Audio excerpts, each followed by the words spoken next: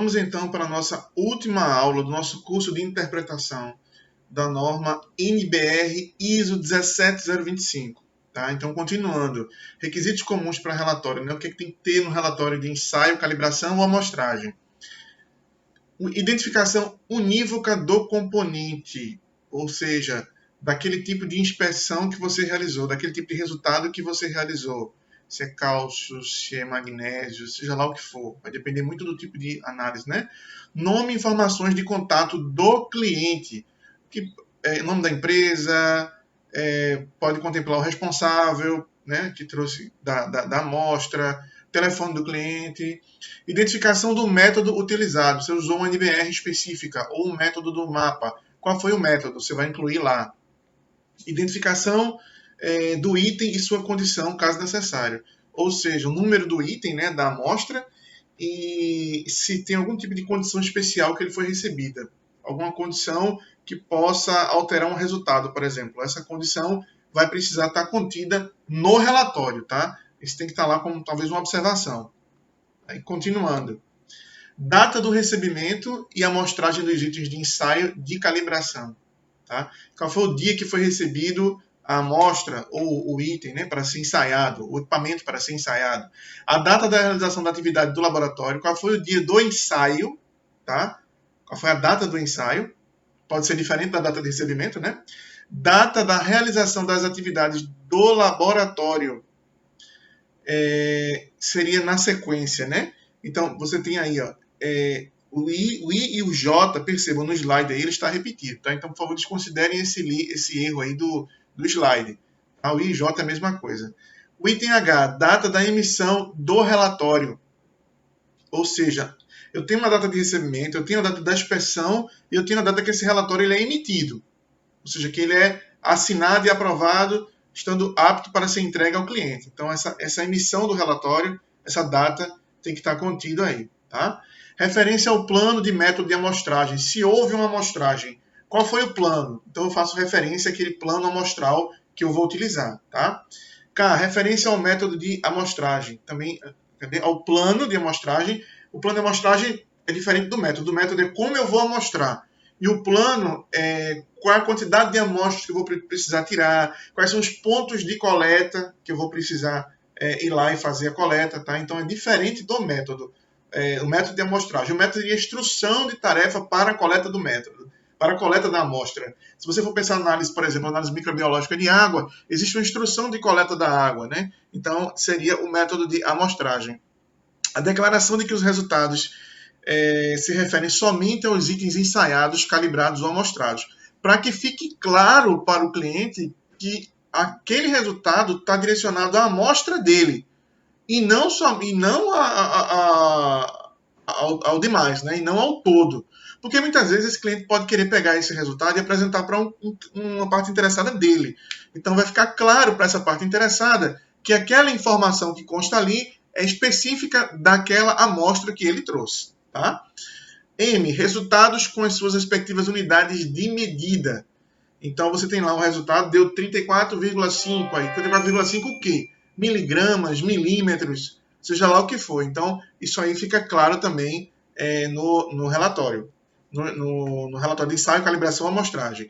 N, adições, desvios ou exclusões em relação ao método. Se algo foi feito a mais no que tange ao método para garantir um resultado melhor, ou foi feito a menos por algum problema, sei lá, um equipamento quebrado, alguma coisa assim, isso tem que estar claro e tem que estar descrito no relatório. Tá? Identificação das pessoas que autorizam o relatório. Então tem que ter lá o nome da pessoa que vai assinar embaixo aquele relatório. A gente poderia até chamar, entre aspas, assim, um responsável técnico, né? Aquela pessoa que vai dar o nome, que vai laudar o ensaio. Tá? Item P. Quando os resultados forem de provedores externos, uma identificação clara sobre isso. Ou seja, caso aquele item do ensaio não foi feito pelo laboratório, mas foi feito por um laboratório terceirizado, tem que estar claro que laboratório foi esse, quem foi que executou aquela análise. O cliente tem que saber que não foi o laboratório que ele está contratando, mas sim um terceiro contratado. Né? Nota a declaração que o relatório só pode ser reproduzido na íntegra. Então, esse relatório, essa notazinha pode estar embaixo, assim, tá no rodapé do relatório. Por que isso? Para que quem for interpretar não condicione a interpretar partes. Pode ser que o cliente ou alguém de má fé copie só trechos do relatório. E isso não é válido. Ele tem que ser reproduzido sempre na íntegra. Tá? Então, aqui, ó, deve ficar claro as informações que foram fornecidas pelo cliente. Então, qualquer informação adicional que o cliente achou relevante, que trouxe para você a respeito da amostra, deve constar no relatório, tá? Com atenção àquelas que podem afetar o resultado, tá? Como, por exemplo, amostras fornecidas.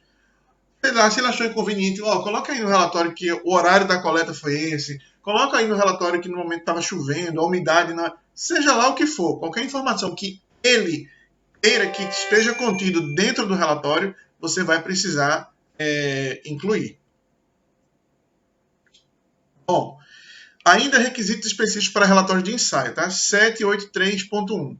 Além do citado, o relatório, quando necessário, deve incluir, olha aí, ó, condição ambiental específica do ensaio, que temperatura estava o ambiente, que umidade estava. Então, se isso for requerido, a calibração tem muito isso, né? Você vai precisar colocar as condições em que o ensaio foi realizado, em que a calibração foi realizada, tá? Item B, declaração de conformidade, tá? Então, ou seja, declaração de que o resultado daquele ensaio ele atende a determinada norma específica. Gente, isso é quando necessário, isso não é sempre. Vejam aí, ó, 7831. Além do citado, o relatório, quando necessário, deve incluir. Então, pode ser que o cliente queira, por exemplo, saber a respeito da potabilidade da água. Então, é conveniente que o laboratório indique qual a legislação que determine os critérios para a potabilidade. Então, isso vai estar contido, tá? A respectiva, essa declaração de conformidade vai estar contido também no relatório do resultado. Tá? Item C, incerteza de medição na unidade do mensurando. Então percebam, a incerteza não entra como item obrigatório, ela entra como um item que caso seja necessário. Então você vai incluir lá, ó, o resultado é 15 mais ou menos 3%, ou então mais ou menos 3 miligramas ou milímetros. Então, essa incerteza na unidade do mensurando, quando ele falou, tá? E continuando, ele fala aqui, ó, quando necessário, a incerteza. Quando é que você vai precisar colocar a incerteza no relatório? Então, ó, quando é necessária a validação do resultado. Então, se você precisa validar o resultado perante um órgão específico, perante o cliente vai precisar validar de alguma forma, perante seu stakeholder, perante seu cliente, então vai requerer essa incerteza. Caso não seja necessária incerteza para validação, então não precisa, tá?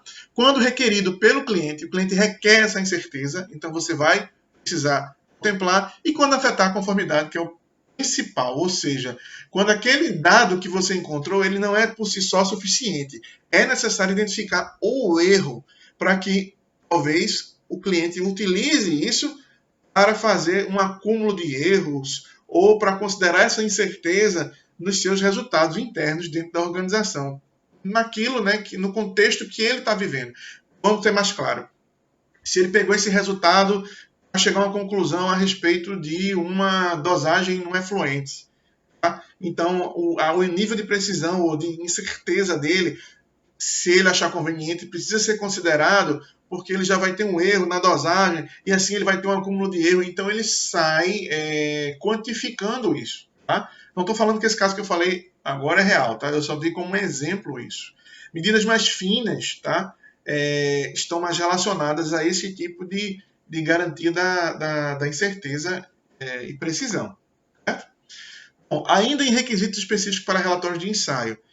Item D, é necessário que, quando necessário, opiniões e interpretações estejam contidas, tá? Opinião de especialistas, interpretação de algum dado específico. Tá? Item E, informações adicionais requeridas por método específico, autoridades, clientes ou grupos de clientes. Então, tudo isso daí, o item E, também entra como algo que talvez não seja obrigatório, só se for necessário. Se o método requerer que seja colocado, você coloca. Se a autoridade ou cliente requerer que seja colocado, você vai colocar lá informação adicional, tá? Sobre quem é o cliente, quem é as autoridades ou grupo específico que requereu aquele tipo de ensaio. O 7832 fala o seguinte, ó, quando realizar a amostragem deve atender ao requisito 7.8.5, que é um requisito que a gente vai ver um pouco mais na frente. Tá? Bom, Então, no que tange ao requisito 783, basicamente é o que a gente viu aqui agora. Requisitos específicos para certificados de calibração. A gente está falando agora, né, está direcionado para laboratórios de calibração de equipamentos. Então, 7841, além dos requisitos listados 782, que são os requisitos gerais, né, os certificados de calibração, eles devem incluir, letra A incerteza de medição do resultado de medição na mesma unidade de medida ou em percentual. Ou seja, para laboratório de calibração, a incerteza ela é obrigatória. Então, não vai poder deixar de colocar a incerteza nos certificados de calibração. Tá? A letra B, condições ambientais na qual a calibração foi realizada, como eu tinha falado antes, né? Então, a condição padrão da calibração no que tange ao ambiente deve ser determinada, colocada no relatório, no certificado de calibração.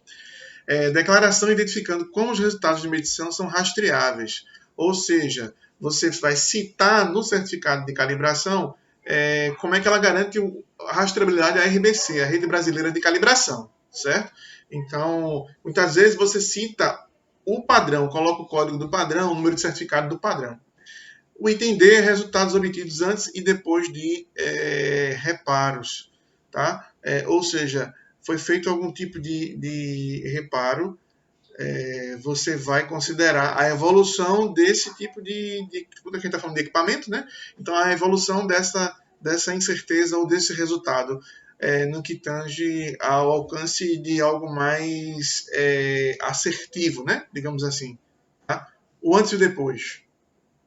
Letra E, declaração de conformidade, tá?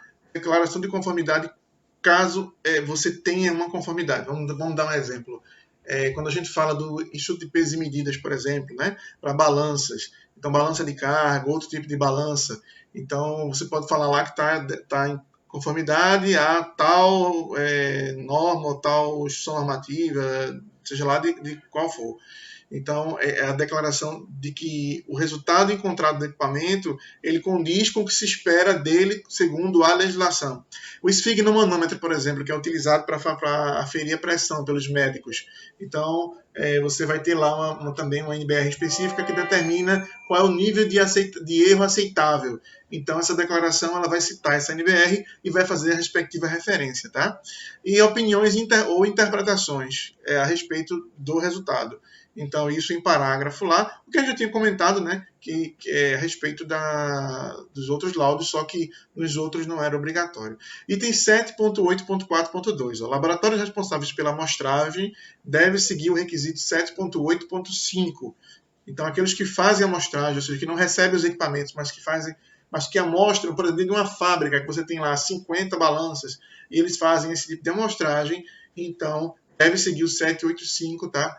Para a interpretação dos respectivos resultados, que a gente vai falar mais na frente também.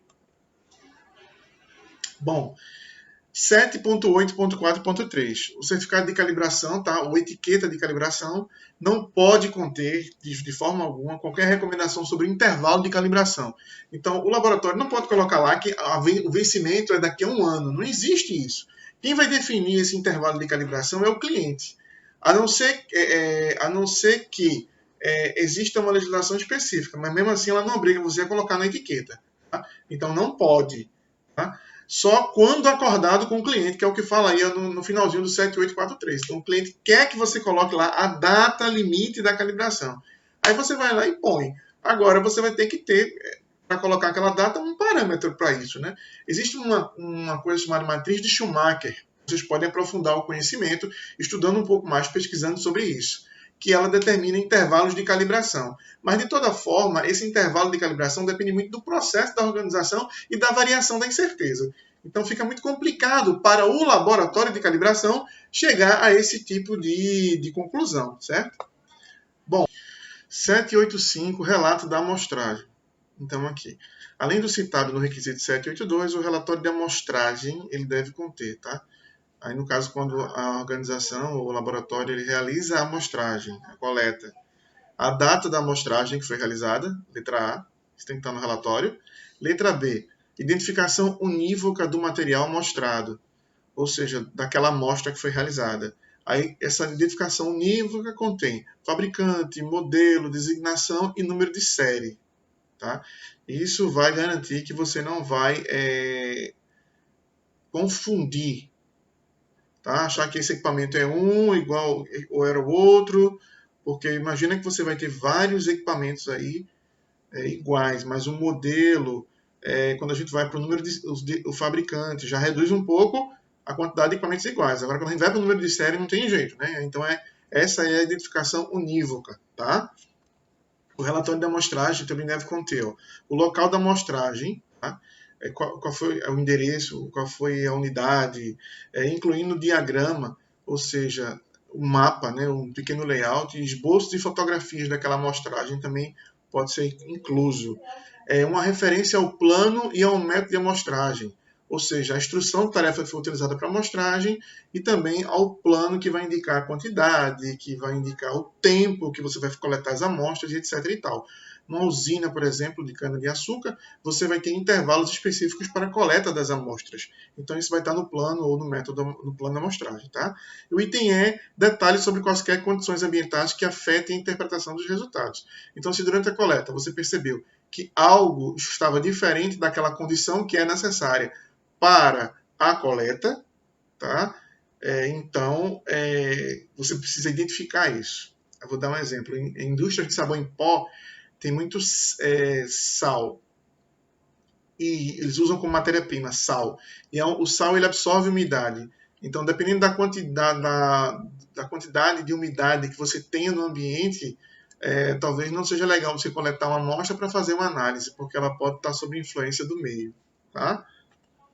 Bom, o item F, informações requeridas para avaliar a incerteza de medição para o ensaio e calibração subsequente. Tá? Então, no relato da amostragem, se você tiver uma precisão de que naquela amostra, naquele método, você já tem um erro acumulado, esse erro deve ser considerado para avaliar a incerteza de medição subsequente nas etapas que vão passar aí, né?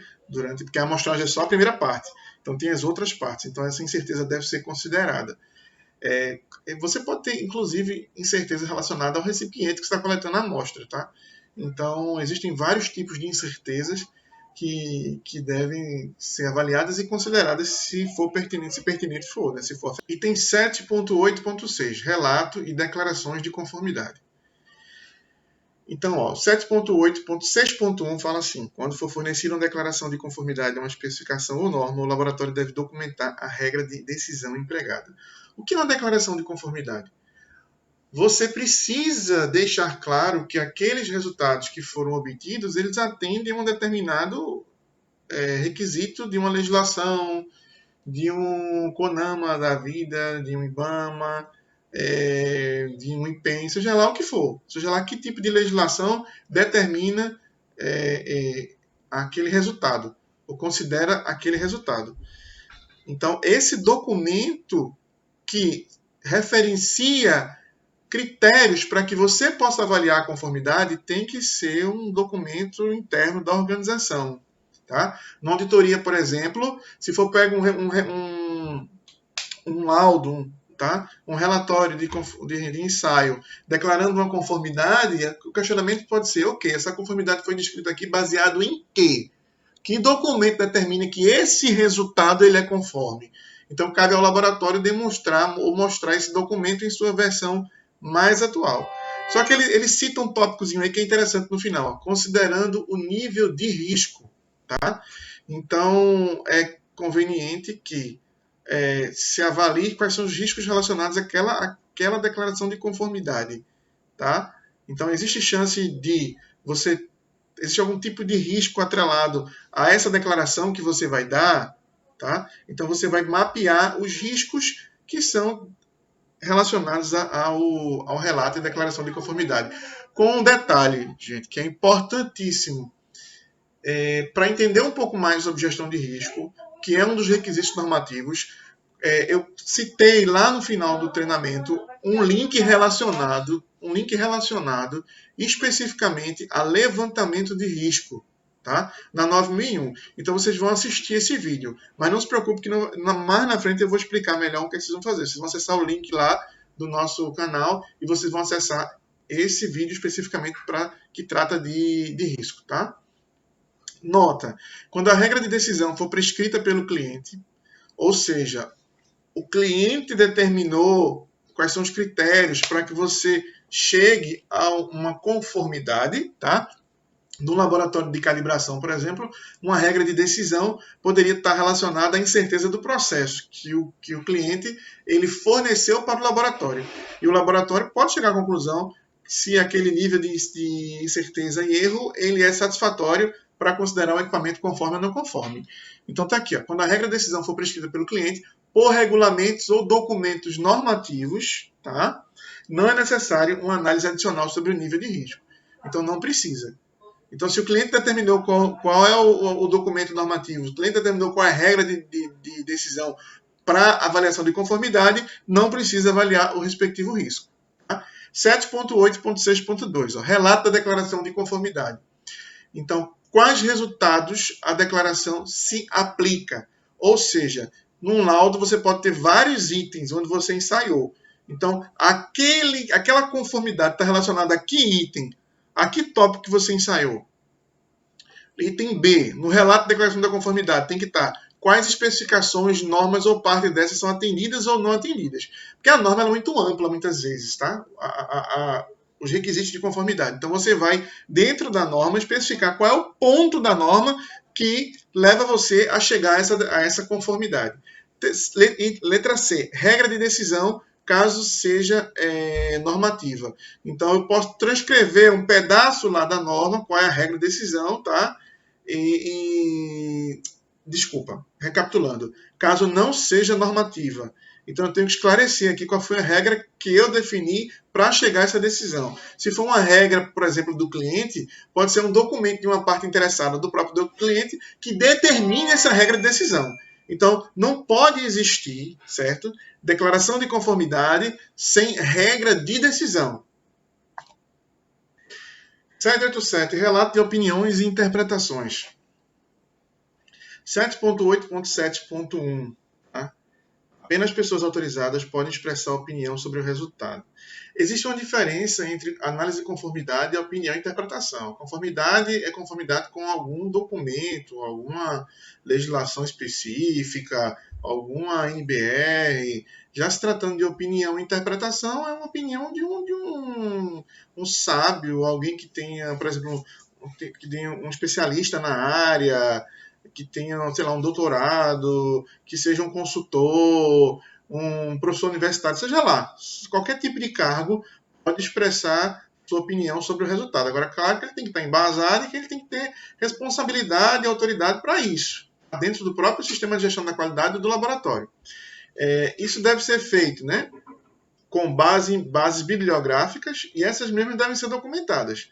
Então, assim, apesar de não existir um critério de conformidade, vai existir uma base para que ele se baseie na interpretação dele. Então, assim, também não é do nada, não, tá?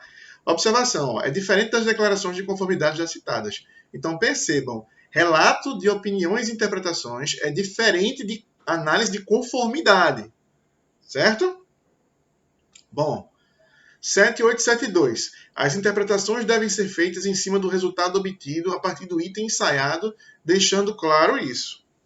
Essas interpretações elas podem ser documentadas ou não. Tá? Uma conversa, um vídeo, tudo isso é uma forma de interpretar um determinado resultado. 7.8.7.3. Opiniões emitidas por diálogo direto com o cliente deve ser mantido o registro da conversa. Então, se o cliente questionou algo a respeito daquele resultado, não concordou com aquela interpretação, então, de alguma forma, deve-se haver o registro dessa comunicação entre as partes interessadas, laboratório e cliente, até para resolver qualquer tipo de contenda mais na frente, né? Qualquer tipo de problema a respeito dessas interpretações. Uma interpretação mal feita, gente, pode inclusive levar a um prejuízo ao cliente. Então, é necessário ter um cuidado extremamente grande com relação a essas interpretações, tá? Bom, a norma também fala de emendas dos relatórios, ou seja, algo a mais que você vai incluir no relatório. Então, 7.8.8.1 fala assim, quando o relatório necessita ser modificado, deve estar clara a mudança e o motivo. Então, primeiro, você deve armazenar o relatório antigo, você não pode jogar ele fora. Segundo, tem que ter uma boa explicação para você ter mudado um laudo, ter mudado um certificado, certo? Não pode fazer isso do nada, não. Posso até contar uma história para você que aconteceu comigo. Eu trabalhava numa empresa uma empresa gráfica que trabalhava com filme flexível, tá? Era rotogravura, e a gente precisou chamar um laboratório para fazer uma análise de acetato de etila, porque a gente estava sendo roubado a nível de percentual de acetato por volume, né? Por quantidade. E a gente chegou a fazer nossas análises individuais, tá? E esse laboratório, o cliente questionou a respeito e foi até o laboratório que a gente disse que a gente tinha feito, questionou, e o laboratório fez uma mudança no laudo deles lá e mandou para a gente. Então, assim, por que foi que eles mudaram? E até hoje a gente não sabe. Inclusive, eu me lembro de ter tido nesse laboratório com 2 advogados do meu lado, da empresa, para entender por que houve essa mudança. Visto a gente está entrando com uma solicitação, que se não me engano era em torno de R$80 mil. A gente ia pedir de ressarcimento à empresa por uma falha percentual. Tá? E o laboratório até hoje não nos disse por que realizou essa mudança e perdeu a credibilidade para a gente no que tange a isso. 7.8.8.2, emendas somente podem ser feitas com a emissão de um novo documento. Então, você não pode pegar o documento antigo e revisar. Você emite um documento novo e ele fica como anexo àquele documento principal. Tá? Bom, ainda em emendas dos relatórios, 7.8.8.1. Quando o relatório necessita ser modificado, deve estar claro a mudança e o motivo. 7.8.8.2. Emendas somente poderão ser feitas com a emissão de um novo documento. Esse slide está se repetindo aqui. Deixa eu passar aqui para vocês. Para mim apareceu duplicado. 7.8.3. Quando for necessário emitir um relatório completo, deve ser univocamente identificado, contendo referência ao original que foi substituído. Então, se por algum caso, por necessidade do cliente, da parte interessada, ou um critério legal também, você precisar substituir o relatório, você mantém arquivado o antigo, emite um novo e faz referência àquele relatório antigo que você já emitiu, aquele laudo anterior que já emitiu, que existe ainda nos registros, nos históricos do laboratório. Tá? 7.9, reclamações. Tá? 791. É necessário um procedimento de tratamento dessas reclamações. Não chegou uma reclamação de cliente a respeito de um dado, é necessário que siga esse procedimento na risca. 792. Checar procedência e responsabilidade. Aquela reclamação do cliente, ela é procedente ou não? Ou seja, ela realmente é uma reclamação? Às vezes a gente fala que o cliente tem sempre razão, mas não é o caso, tá? O cliente pode estar reclamando de algo que ele não tem razão. E assim sendo, ela deve ser considerada improcedente. E sendo improcedente, ela não precisa ser tratada. Então tá aí, ó, checar a procedência e a responsabilidade pelo tratamento da reclamação. Tá? 793. O processo de tratamento deve incluir recebimento da reclamação, pode ser escrito, né? Um registro, uma ocorrência, pode ser um registro de saque, pode ser um chat, seja lá o que for, tá? Uma forma de registrar, receber essa reclamação.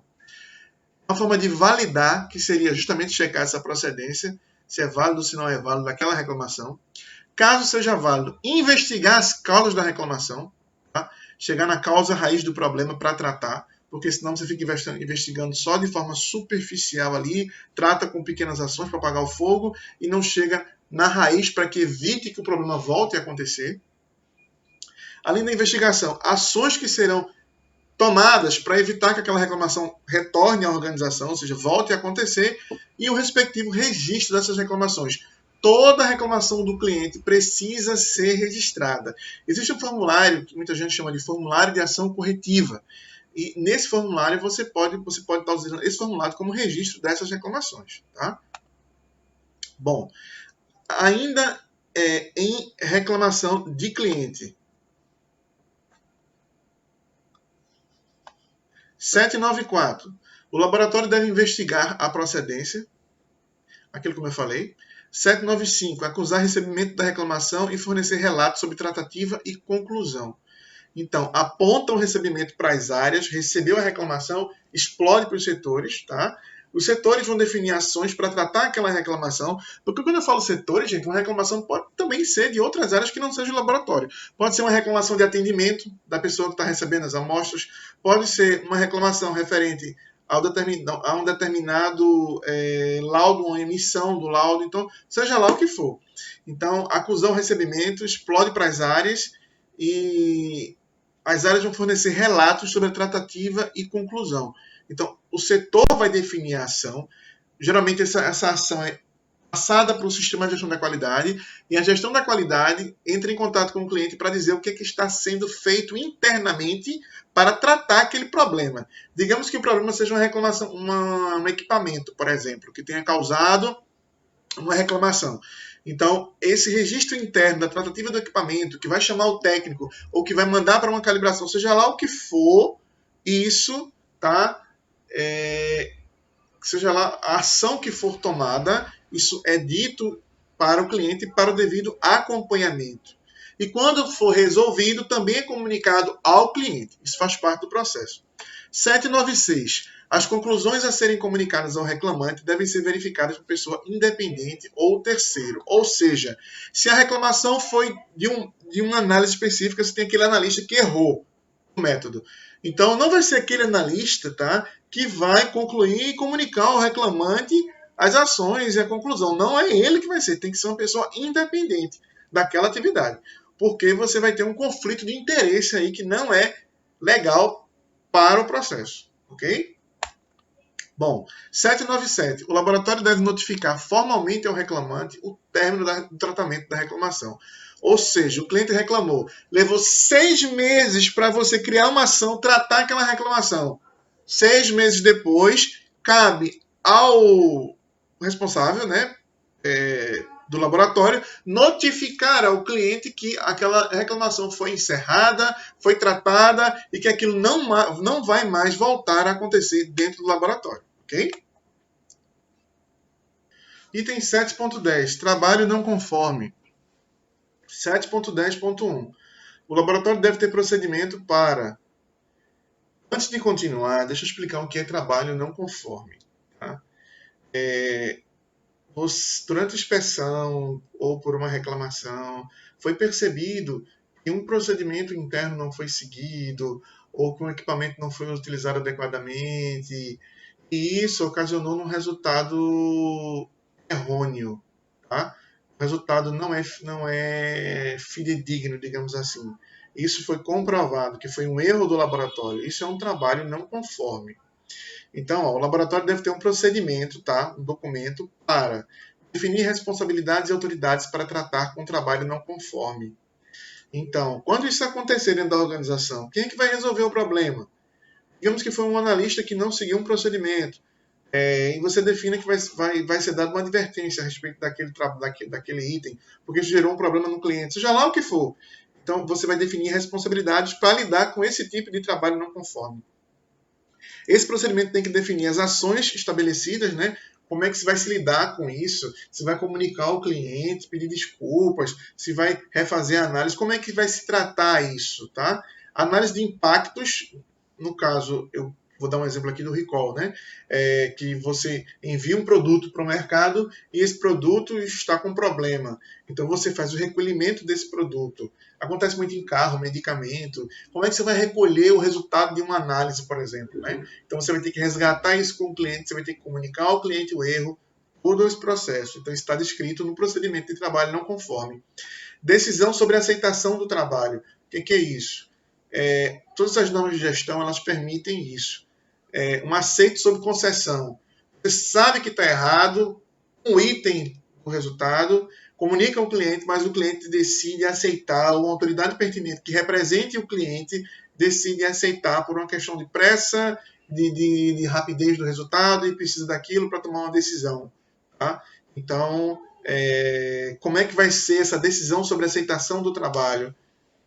Então, quem é que a autoridade tem responsabilidade para aceitar ou para definir que, mesmo tendo algum tipo de problema, aquele resultado ele será aceito. Bom, Também vai ter que estar no procedimento de trabalho não conforme a notificação e cancelamento, tá? Como é que vai existir caso haja um trabalho não conforme. E a responsabilidade pela retomada do trabalho, ou seja, pelo retrabalho. Eu posso definir que não vai ser o mesmo analista que vai fazer aquela análise caso eu encontre algum tipo de problema no resultado. Tá? Continuando. Sim, repetindo aqui, no que acho que eu falei muito pouco. Notificação e cancelamento, a gente está falando da análise, né? Da análise em si, do cancelamento da tarefa. E a notificação é para quem que eu devo notificar internamente quando isso vier a acontecer. 7.10.2. Devem ser mantidos registros dos trabalhos não conformes e respectivas ações. Então, todo erro do laboratório, ele deve ficar documentado, deve ficar registrado. É uma pergunta do auditor. Toda vez que alguém erra, ou seja, os trabalhos não conformes, eles são registrados aonde? E as ações provenientes desses trabalhos? Onde é que fica descrito que a ação foi tomada? Então, isso tem que estar definido. 7.10.3. Quando repetição, ação corretiva. Veja só, uma coisa um erro de um analista e você conversa com ele e ele trata aquilo. Beleza. Uma vez. Outra coisa é você ter uma sequência de erros gerando a um resultado insatisfatório, um resultado não fidedigno. Se isso ocorrer, aí você vai ter que tratar com uma bomba, não mais com. Eu vou fazer uma referência, talvez uma metáfora interessante. Um pequeno erro é um tiro. Se eu erro muito, eu tenho que jogar uma bomba. E o que é essa bomba? É a ação corretiva. Vocês vão aprender em um vídeo mais na frente, que eu vou fazer essa referência a esse vídeo, que vocês vão ter que assistir. O que é essa ação? É uma ação para tratar não conformidades do sistema de gestão. Tá? Então, você vai precisar utilizar essa bomba quando dá repetição desse trabalho não conforme. Se ele começar a se tornar uma rotina, o erro, então vai ter que tratar dessa forma. 7.11, controle de dados, gestão da informação. 7.11.11. O laboratório deve ter acesso a dados e informações necessárias para executar suas atividades. Esses dados envolvem procedimentos, né? Envolvem registros, envolvem documentos externos. Então, esses dados eles precisam estar disponíveis ao colaborador, seja em meio eletrônico, seja em meio físico. Tá? 7.11.2. Validação do software, sistema de informação. Então, o laboratório tem lá o seu sistema lá, que ele usa para input de resultado, dados, onde muitas vezes o cliente acessa o resultado via intranet, ou ele recebe um e-mail com o resultado que starta diretamente do software, tá?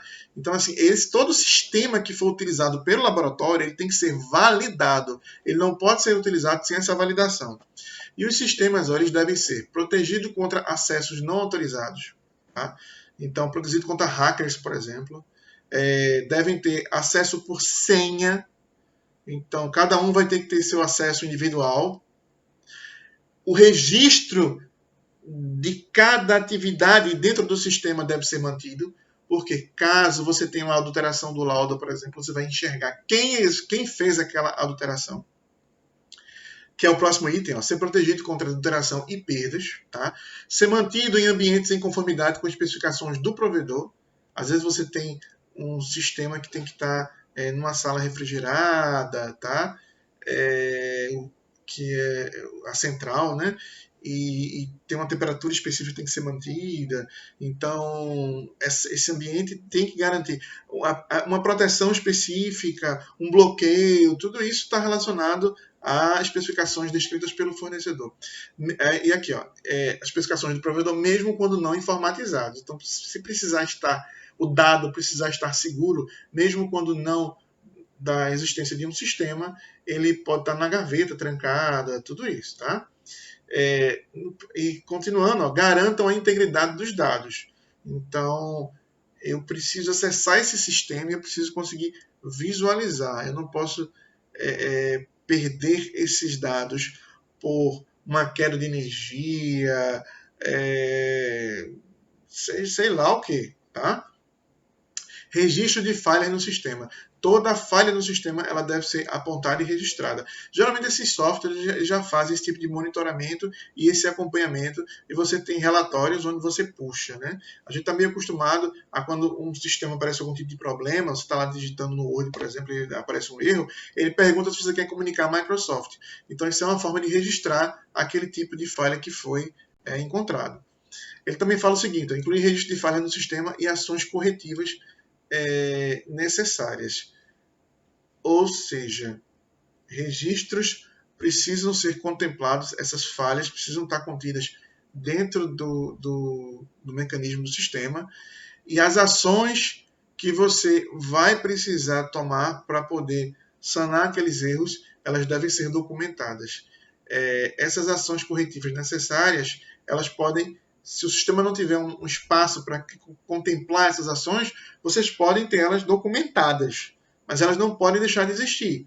Porque uma falha do sistema, gente, é uma falha no sistema de gestão do laboratório, de um recurso básico, e ela precisa ser tratada. 7.11.4. Os sistemas mantidos por terceiros seguem a mesma regra. Então, se é um terceirizado que mantém o sistema para você, o backup é feito nas nuvens, é mantido nas nuvens, né? É feito. Hoje em dia tem muito sistema que não rodam nem na máquina, eles rodam em nuvem. Então você acessa lá o site e você lança os resultados lá no próprio site. Mas aí o nível de segurança tem que ser o mesmo, e tudo aquilo que determina na NBR 17025, na versão 2017, que é essa que a gente está estudando, deve ser seguido. Seja o controle de dados e informação sendo feito internamente ou sendo feito externamente. Tá? Deve haver comprovação disso. O 7.11.3 fala o seguinte: ó, o sistema deve ser protegido contra o acesso não autorizado, ser protegido contra alteração e perda. Bom, esses itens aqui a gente já viu também, tá? Eu acho que eu repliquei aqui o slide de novo. Aqui, ó. 7.11.4. Caso o sistema de gestão da informação for mantido fora ou por terceiros, já que eu falei, né? 7.11.5. Instruções, manuais e dados precisam ser disponibilizados à equipe. Ou seja, as instruções de informação de utilização do sistema, o treinamento no sistema precisa ser disponibilizado à equipe. Então, muitas vezes, o próprio desenvolvedor do software, ele vende um pacote de treinamento para a equipe, para a utilização do sistema. Se isso for feito, é necessário manter registro que esse treinamento foi efetivado, porque é a garantia que realmente a equipe foi treinada e capacitada. Tá? 7.11.6, os cálculos de transferência de dados devem ser mantidas conferências. Existem métricas que você executa no próprio sistema. O que eu estou querendo dizer? Você pontua lá determinado item que você encontrou. Achei isso na proveta, na bureta. Achei isso na pipeta. Você pega o valor lá que você encontrou e você joga no sistema, e automaticamente o sistema faz o cálculo baseado na forma que foi parametrizada no sistema. Essa parametrização, de tempos em tempos, deve ser conferida. Tá? No auditoria, o autor pode questionar. Beleza, estou vendo aqui que você coloca lá os inputs que encontrou, e o próprio sistema já gera o resultado referente ao percentual de cálcio. Ótimo. E cadê? Você está conferindo isso? De quanto tempo? Cadê a fórmula que é utilizada? Então, essa conferência constante para saber se as diretrizes que foram imputadas no sistema, elas ainda apresentam os resultados válidos, ela deve ser feita continuamente. Tá? E o item 8.0, requisitos de gestão. A norma permite que o laboratório tenha duas opções. Tá? Ou ela segue a opção A, ou ela segue a opção B, no que tange a gestão. O que é a opção A? O laboratório deve manter um sistema de gestão da qualidade que possua documentação requerida pelo sistema de gestão da qualidade, aqueles procedimentos obrigatórios, dentre os que eu vou comentar agora aqui, né, que é controle de documentos, controle de registro. Tá? Então, o item A ele pede alguns itens da ISO 9001, que são esses que vocês estão vendo: documento do SGQ, controle de informação documentada, controle de registro, que agora é um só, tá? Controle de documentos e registro, controle de informação documentada, ações para abordar riscos e oportunidades, melhorias e ações corretivas. Então, esses são alguns tópicos da ISO 9001 que é requerido pela NBR 17025 a nível de gestão. A opção B que ele dá é o seguinte, é um sistema certificado. Agora, detalhe, voltando um pouquinho aqui para cima, tá? Na opção A, ele também solicita auditorias internas e análise crítica pela direção. E, voltando de novo, a opção B é o sistema de certificado da ISO como um todo. Então, a ISO ela é um pouco mais ampla. Então, você teria que ter um sistema validado, por exemplo, por uma certificadora. Já na opção A, você tem esses tópicos aí, que eu falei que você atenderia a esses tópicos para estar conforme a opção A. Repetindo, temos a opção A e a opção B. A opção A, nós temos alguns tópicos da gestão que precisam estar implantados dentro da organização para que você passe por auditoria da 17025. Na opção B, você tem tudo que é requerido no item 7, mais o certificado da ISO 9001. Pô, tá aqui, eu já atendo tudo, então eu já tenho um sistema certificado. Tá? Bom, o que foi que eu fiz para você, gente? É o seguinte. No que tange a gestão, eu já tenho essas aulas gravadas. Por quê? Porque eu disponibilizo o curso de interpretação da norma ISO 9001, versão 2015, tá? Então, eu tenho os links de cada aula que vocês vão precisar assistir. São aulas curtinhas, de 10, 15, 20 minutos. Então, por exemplo, política de qualidade. Não tem por que eu falar aqui de novo. Você vai acessar esse link que eu estou deixando aí, ó, vocês podem ver, e vocês vão assistir esse vídeo sobre política de qualidade. A grande diferença da política e dos objetivos é que o foco é em competência e em imparcialidade dos objetivos e da referida política. Então assista esse vídeo relacionado à política de qualidade e reassista esse vídeo relacionado a objetivos da qualidade para vocês entenderem do que eu estou falando, do que se trata isso. Então também deixei o link aí ó, do objetivos. No que tange a controle de documentos e registro, ou controle de informação documentada, eu também deixei o link aí, ó. Deixei o link. Esses links, eles vão estar no descritivo do vídeo. Então, você acessando lá o canal da gente, você vai lá, acessa o tópico, né? Clica e você vai direto para o vídeo que eu estou referenciando aí, tá? Eu também deixei aqui, ó, ações para abordar riscos e oportunidades, também tem um link aí, tá? Melhoria, também vai ter o link. Ações corretivas e cálculo de incerteza que eu tinha prometido para vocês. Então vocês vão assistir esses vídeos aí para poder complementar essas aulas. Não deixe de assistir, tá? Porque isso também é requerido pela 17025 na versão 2017. Isso também é assunto de prova, ok? Então assistam todos esses vídeos que foram, que tiveram os links descritos aí e que vão estar no descritivo também do canal. Tá? Bom,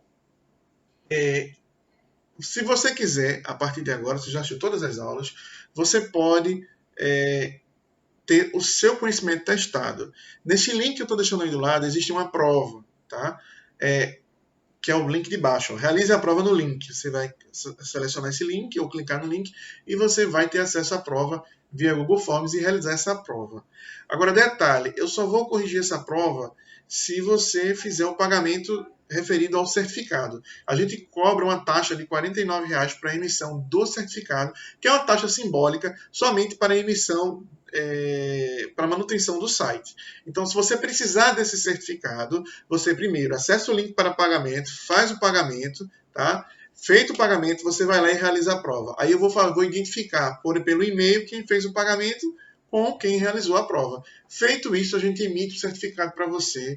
É um certificado em 2 páginas, com carga horária de 8 horas total, contando com tudo, as atividades, com essas aulas que vocês tiveram, tá? Contando com a prova também. Então, são um certificado de 8 horas. Esse certificado sai com o CNPJ da empresa, sai com toda a carga horária atrás do certificado, tá? Com a data do curso, tudo direitinho, tudo bonitinho, um certificado muito, muito legal e muito bonito. A gente emite ele em PDF e envia ele para o seu e-mail, ok? Então, se achar interessante, faça isso aí, ou faça através do nosso site, www.abjtreinamentos.com.br. Lá também vai estar disponível o botão de pagamento e o botão para que você possa realizar a prova, tá? Espero que vocês tenham gostado. É um conteúdo extenso.